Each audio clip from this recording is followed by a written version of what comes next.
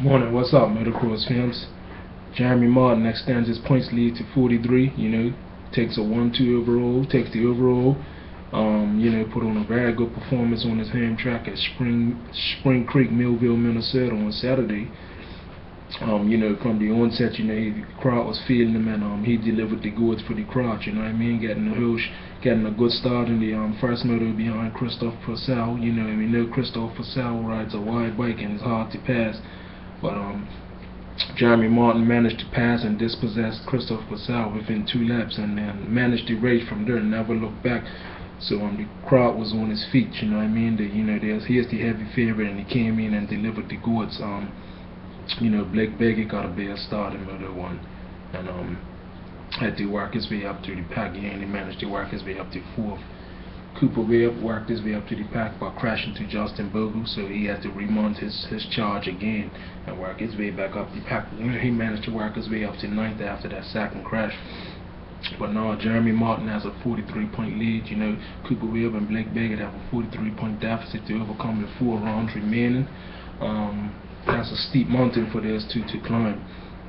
4 rounds remaining. You know what I mean? I mean, if Baggett's to do this, first of all, it's gonna have to win the rest of the series. Yes, Allah, perfect. You know what I mean? It's gonna have to go perfect. I would admit that. And secondly, it's gonna take some mistakes on Jeremy Martin's behalf, some major mistakes too, like fair finishes or a DNF or something for them to creep back in the door. But at this point, anything could happen in the sport of motocross. But I don't really see it happening at Jeremy Martin's expense with the points lead is got. He ain't gonna take his foot off the throttle. I wouldn't do that either, because a lot could happen in one motor. But he will ride smart to the end. 4 rounds, and it's looking at taking it one race at a time. But I'm pretty sure it's got a plan so that he could execute and do what it's got to do so he could win this championship. With that being said, Webb took second place back over from Baggett, because we know second motor Baggett got to go on his good starts. And passed the crafty Frenchman Christophe Purcell within a couple of laps. Classic Baggett got up front of him and started pulling away, and to crash a few laps later. He got back up there, and something happened to a bike, mechanical problem, so that's a disastrous result for him. You know what I mean?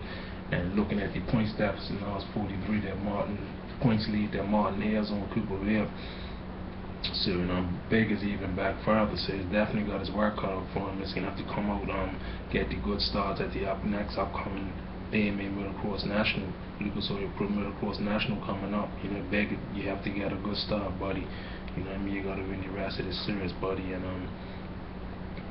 Marvin Muskin's coming on strong. He's getting strong as the weeks go by, and that's good to see. But I'm interested in the last 4 rounds. But from what I can see, Martin's got his name written on this championship, barring injury or some disastrous results. He would have to, something stupid.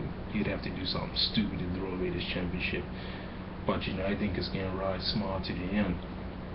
And 450 class is exciting. Eli Tomac, you know what I mean? He's tell everybody he's getting stronger and stronger as weeks come by. He's battling with Roxon for Moto 1. He never gave up. He outdo Roxon. Moto 2, you know what I mean? He is up front working his mojo.